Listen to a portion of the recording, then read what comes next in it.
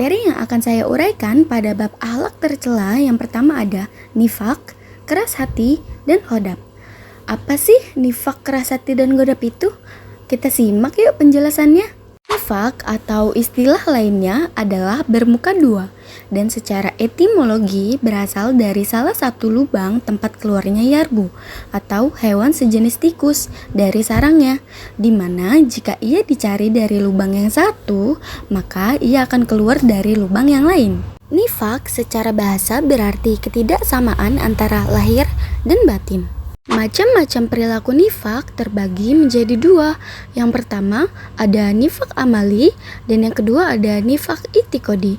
Apa sih nifak amali dan nifak itikodi itu? Nifak amali termasuk salah satu nifak pada taraf kecil, yaitu melakukan sesuatu yang merupakan perbuatan orang-orang munafik, tetapi masih tetap ada iman di dalam hati. Nifak semacam ini tidak membuat pelakunya keluar dari agama Islam. Sedangkan nifak itikodi termasuk nifak pada taraf yang besar, yaitu pelakunya menampakkan keislaman di hadapan manusia, tetapi menyembunyikan kekufuran. Nifak semacam ini membuat pelakunya keluar dari agama Islam dan dia berada di dalam neraka kelak. Berikut adalah tanda-tanda perilaku nifak. Yang pertama, bila berkata ia berdusta. Yang kedua, bila berjanji ia mengingkari. Dan yang ketiga, bila dipercaya ia berkhianat. Dan yang keempat, bila berseteru ia berbuat fajir. Apa sih berbuat fajir itu? Makna fujur adalah keluar dari kebenaran secara sengaja sehingga kebenaran ini menjadi kebatilan dan kebatilan menjadi kebenaran. Akibat buruk sifat nifak bagi diri sendiri yang pertama, buruk dalam pandangan Allah Subhanahu wa Ta'ala dan manusia sehingga dapat merusak nama baiknya sendiri. Dan yang kedua, lunturnya kepercayaan dari orang lain atas dirinya. Yang ketiga, tidak disukai dalam pergaulan hidup sehari-hari di masyarakat. Dan yang terakhir, mendapat balasan yang amat pedih kelak di akhirat. Nah, akibat buruk sifat nifak bagi orang lain yang pertama, menyebabkan kekecewaan hati sehingga dapat merusak persaudaraan. Yang kedua, menimbulkan fitnah karena ucapan dan perbuatannya yang tidak menentu. Dan yang terakhir, mencemarkan nama baik keluarga dan masyarakat sekitarnya sehingga merasa malu karenanya.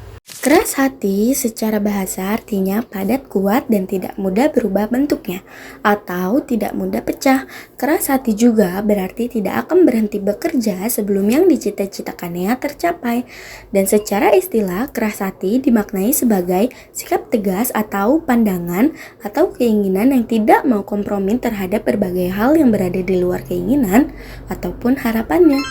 Berikut adalah ciri-ciri orang yang keras hati. Yang pertama, bermalas-malas dalam mengerjakan kebaikannya, ketaatan, serta meremehkan suatu kemaksiatan. Dan yang kedua, tidak merasa takut akan janji dan ancaman Allah. Yang ketiga, tidak tenang hatinya dan selalu merasa gundah. Yang keempat, tidak terpengaruh hatinya dengan berbagai ujian, musibah, dan cobaan yang diberikan Allah. Cara menghindari keras hati, yang pertama beriman kepada Allah dan segala sesuatu yang harus kita imani. Yang kedua, melaksanakan ketaatan kepadanya dan taat kepada Rasulnya. Yang ketiga, meninggalkan perbuatan dosa, maksiat, dan penyimpangan. Yang keempat, banyak mengingat Allah ketika berada di keramaian maupun ketika sendiri. Yang kelima, banyak bertaubat dan beristighfar kepada Allah untuk menghapus dosa-dosa kita. Dan yang keenam, merindungi maksud ayat-ayat Al-Quran dan hadis Nabi SAW. Yang ketujuh, selalu bermuhasabah atau berintrospeksi diri untuk memperbaiki diri dan menjaga diri dari kesalahan yang pernah dilakukan di masa lalu. Lafal hodab secara harfiah berarti marah atau pemarah. Marah dalam pengertian godab bersifat negatif atau buruk. Godab atau marah yaitu merasa tidak senang dan panas hati karena suatu peristiwa atau sebab-sebab tertentu.